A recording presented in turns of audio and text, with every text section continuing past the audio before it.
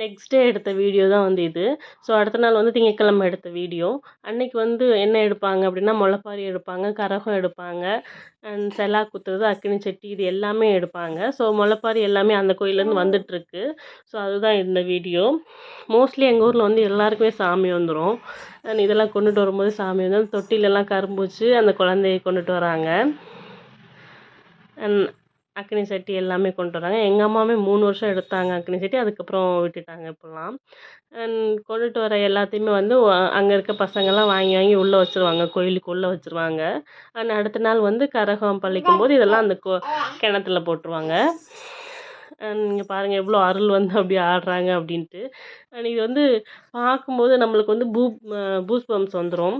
So ஏன்னா சாமி பாட்டு அதுக்கேற்ற மாதிரி போடுவாங்க. அதுக்கேற்ற மாதிரி இவங்களும் ஆடுறத பார்த்து அவ்வளோ மெய் வந்து சிலிர்த்து போயிடும்.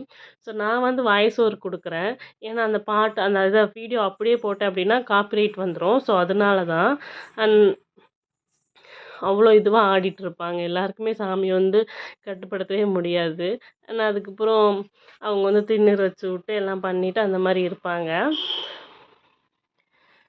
அண்ட் அதுக்கப்புறம் பார்த்திங்கன்னா அங்க பிரதேசனம் இந்த மாதிரியும் ஒரு சிலர் வேண்டியிருப்பாங்க. அதுவும் எடுப்பாங்க. காலையில் மொட்டை அடிக்கிறவங்க, அப்புறம் காலங்காத்தால கெடா வெட்டுறவங்க எல்லாம் வெட்டுவாங்க. அப்பா தான் கெடா வெட்டுவாங்க.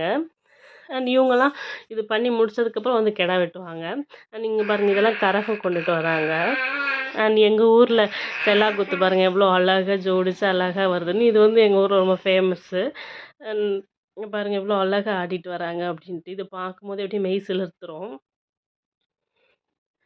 அப்படியே லைன் பை லைனாக வருவாங்க. இந்த வருஷம் கொஞ்சம் அதிகமாகவுமே போட்டிருந்தாங்க. நிறைய பேர் செல்லா குத்தியிருந்தாங்க.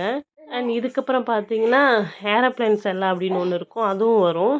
ஸோ இதுதான் ஏரோப்ளேன் செல்லாங்கிறது பாருங்கள். ஒரு ஆட்டோவில் மேலே தொங்கிட்டு இருப்பாங்க. அதுக்கப்புறம் அவங்க வந்து திண்ணூறும் கொடுப்பாங்க, எல்லோரும் வாங்கி வச்சுருப்பாங்க. அண்ட் அதுக்கப்புறம் சாமி அழைச்சி அந்த இதை எடுத்துருவாங்க, செல்லா குத்துனது. அதுக்கப்புறம் அவ்வளோதான்.